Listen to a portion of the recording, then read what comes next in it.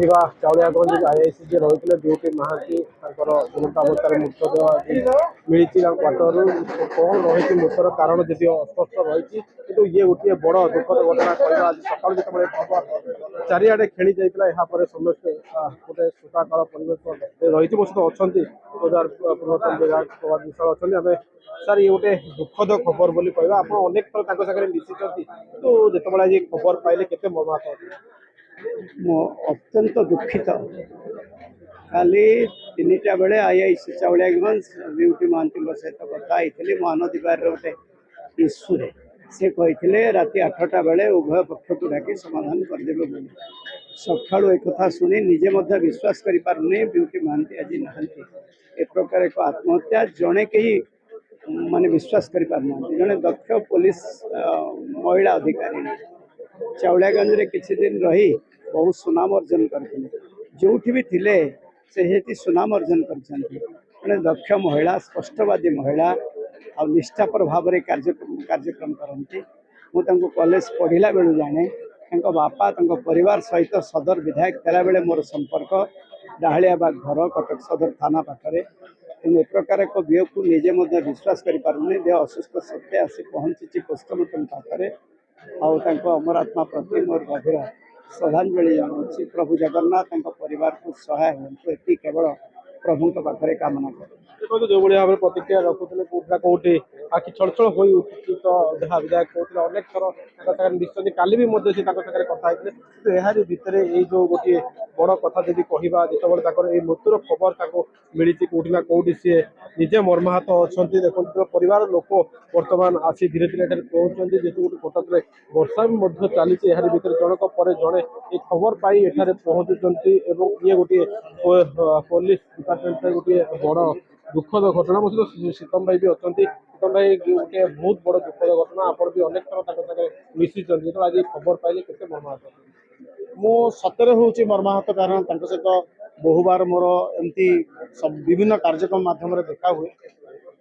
ଭଲ ଭାବରେ ସେ ବ୍ୟବହାର ତାଙ୍କର ବଢ଼ିଆ ଏବଂ ଯେଉଁ କେସ୍କୁ ଇନଭେଷ୍ଟିଗେଟ୍ କରନ୍ତି ତାକୁ ମଧ୍ୟ ପ୍ରପରଲି ସେ ଇନଭେଷ୍ଟିଗେଟ୍ କରନ୍ତି ଏବଂ କଟକରେ ଯେହେତୁ ତାଙ୍କ ପାଠପଢ଼ା ମଧ୍ୟ କଟକରେ ଥିଲା ତେଣୁ ବିଭିନ୍ନ ସମୟରେ ତାଙ୍କ ସହିତ ଦେଖା ହୁଏ ଏବଂ ସବୁଠୁ ବଡ଼ କଥା ହେଲା ଯେ ଯେଉଁ ଦୁଇଟି ଅଧ୍ୟାୟ ଏଠି ଆରମ୍ଭ ହେଉଛି ସେ ସୁଇସାଇଡ୍ କରିଛନ୍ତି। ସୁଇସାଇଡ୍ କାହା ପ୍ରୋଭୋକେସନରେ ବା କିଏ ତାଙ୍କୁ ପ୍ରଭୋକ୍ କରିଛି ଯେ ସୁଇସାଇଡ୍ କରିବା ପାଇଁ ସେ କଥାଟି ସାମ୍ନାକୁ ଆସିବ। ଦୁଇ କଥା ହେଉଛି ଯଦି ସୁଇସାଇଡ୍ ନୁହଁ ତାହେଲେ ମର୍ଡର। ତେଣୁ ତାଙ୍କୁ କିଏ ମର୍ଡର କରିଛି ଏବଂ ଥାନା ତଳେ ଉପରେ ହେଉଛି ଯଦି ସେଇ ଏରିଆ ଭିତରେ ତାଙ୍କର ମୃତ୍ୟୁ ହେଉଛି ତାହେଲେ ନିଶ୍ଚିନ୍ତ ଭାବରେ ଆର ଇନଭେଷ୍ଟିଗେଟ୍ ତଦନ୍ତ ନିହାତି ଭାବରେ ଆବଶ୍ୟକତା ରହିଛି ଆଉ ଭଲ ଭାବରେ ତଦନ୍ତ ନିହାତି ଭାବରେ ଆବଶ୍ୟକତା ରହିଛି। କାରଣ ଜଣେ ଲେଡି ଅଫିସର ଦବଙ୍ଗ ଅଫିସର ଯଦି ଏହିପରି ଭାବରେ ଆମ ପାଖରୁ ଚାଲିଯିବେ ତାହେଲେ ନିଶ୍ଚିତ ଭାବରେ ମୁଁ କହିବି ପୋଲିସ ଡିପାର୍ଟମେଣ୍ଟ ପାଇଁ ଆମ ସୋସାଇଟି ପାଇଁ ଗୋଟେ ବହୁତ ବଡ଼ କ୍ଷତି। ଯେଉଁଭଳି ଭାବରେ ପ୍ରତିକ୍ରିୟା କରୁଥିଲେ ସଞ୍ଜୟ ଭାଇ ଅନେକ ଥର ଆପଣ ବି ତାଙ୍କ ସାଙ୍ଗରେ କୋଉଠି ନା କୋଉ କାମରେ ମଧ୍ୟ ପହଞ୍ଚନ୍ତି ଏ ଘଟଣା କେତେ ଦୁଃଖ ଦେଇଛି। ଦେଖନ୍ତୁ ବିୟୁଟି ମହାନ୍ତି ଜଣେ ଜଣେ ଅଷ୍ଟ ନାରୀର ନେତୃତ୍ୱ ସେ ତ ବିୟୁଟି ମହାନ୍ତିଙ୍କ ସହିତ ମୋର ସମ୍ପର୍କ ବି ମଧ୍ୟ ଏଇ 3 ଦିନ ତଳେ ବି ମଧ୍ୟ ଆମର ଶ୍ରୀଗୁଣ୍ଡିଚା ମହୋତ୍ସବ ରଥଯାତ୍ରା ବି ମଧ୍ୟ ଆସିଥିଲେ ମହାନଦୀ ବିହାରକୁ ଆସିଥିଲେ ପରିକ୍ରମା ବି ଦେଖୁଥିଲେ ଏବଂ ଆମର ଗୋଟେ ପରମିଶନ ପାଇଁ ବି ମଧ୍ୟ ତାଙ୍କ ସାଙ୍ଗରେ ଆଲୋଚନା ବି କରିଥିଲୁ। ସେ ଜଣେ ତାଙ୍କ ଦୃଢ଼ତା ଏବଂ ତାଙ୍କ ନେତୃତ୍ୱ ଏବଂ ତାଙ୍କର ଯେଉଁ ଦମଦାରର କଥାବାର୍ତ୍ତାରୁ ମୁଁ ଜାଣିପାରିଛି ନିଶ୍ଚିତ ଭାବରେ ସେ କୌଣସି ବଶୀଭୂତ ବା କୌଣସି ଚାପରେ ଅଧିକୃତ ନୁହେଁ।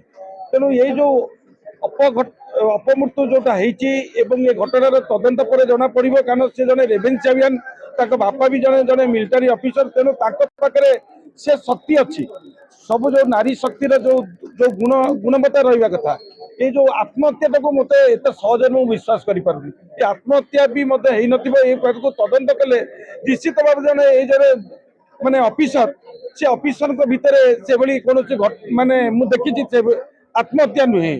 ଦେଖନ୍ତୁ ଯେଉଁଭଳି ଭାବରେ ପ୍ରତିକ୍ରିୟା ରଖୁଥିଲେ ଏହାକୁ ଆତ୍ମହତ୍ୟା ବୋଲି ବିଶ୍ୱାସ କରିପାରୁନାହାନ୍ତି। ପ୍ରତ୍ୟେକ ଥାନାର ଆଇଆଇସିଙ୍କ କଥା କୁହନ୍ତୁ ବଡ଼ ବଡ଼ ଉପରିସ୍ଥ ଅଧିକାରୀଙ୍କ କୁହନ୍ତୁ ଏସିପିଙ୍କ କଥା କୁହନ୍ତୁ ସମସ୍ତେ ଆସି ଏଠାରେ ପହଞ୍ଚୁଛନ୍ତି ସମସ୍ତଙ୍କ ଆଖି ଛଳଛଳ କେହି ସହଜେ ବିଶ୍ୱାସ କରିପାରୁନାହାନ୍ତି ଏଇ ଘଟଣାକୁ କୋଉଠି ନା କୋଉଠି ଇଏ ଗୋଟିଏ ଯଦି କହିବା ବଡ଼ ଅଘଟଣ ହେଇଯାଇଛି ଏହାକୁ କେହି ସହଜରେ ଗ୍ରହଣ କରିପାରୁନାହାନ୍ତି। ଯଦି କହିବା ଇଏ ଗୋଟିଏ ସକାଳୁ ବଡ଼ ଅପଡେଟ୍ ରହିଥିଲା କୋଉଟା କୋଉଠି ଯେଉଁ ପୋଲିସ ଡିପାର୍ଟମେଣ୍ଟ ରହିଛି ଏହାରି ଭିତରେ ସମସ୍ତଙ୍କ ଆଇଏସି ମାନଙ୍କ କଥା କୁହନ୍ତୁ ଏସିପିଙ୍କ କଥା କୁହନ୍ତୁ ସମସ୍ତେ ଆସି ପହଞ୍ଚୁଛନ୍ତି ଏବଂ ତାଙ୍କୁ ଭେଟୁଛନ୍ତି। ଆପଣ ଦେଖନ୍ତୁ ମହିଳା ଥାନାର ଆଇଏସି କଥା କୁହନ୍ତୁ ବିଭିନ୍ନ କଟକ ଥାନା ଗୁଡ଼ିକ ରହିଛି ତାଙ୍କ ଅଫିସର ମାନଙ୍କ କଥା କୁହନ୍ତୁ ନିଜେ ସିପି ମଧ୍ୟ ଆସି ଏଠାରେ ପହଞ୍ଚି ସାରିଲେଣି ଏବଂ ଏହାର ଯେଉଁ ଆଉ କିଛି ସମୟ ପରେ ପୋଷ୍ଟମର୍ଟମ କରାଯିବ ଯେହେତୁ ଏସିବିରେ ତାଙ୍କୁ ରଖାଯାଇଛି କ'ଣ ରହିଛି ମୃତ୍ୟୁର କାରଣ ଯଦିଓ ଆଜି ପର୍ଯ୍ୟନ୍ତ ସ୍ପଷ୍ଟ ହୋଇନାହିଁ। ଇଏ ଗୋଟେ ସମସ୍ୟା ଲୋକଙ୍କ ମନରେ ଅନେକ ପ୍ରଶ୍ନ ସୃଷ୍ଟି କରୁଛି।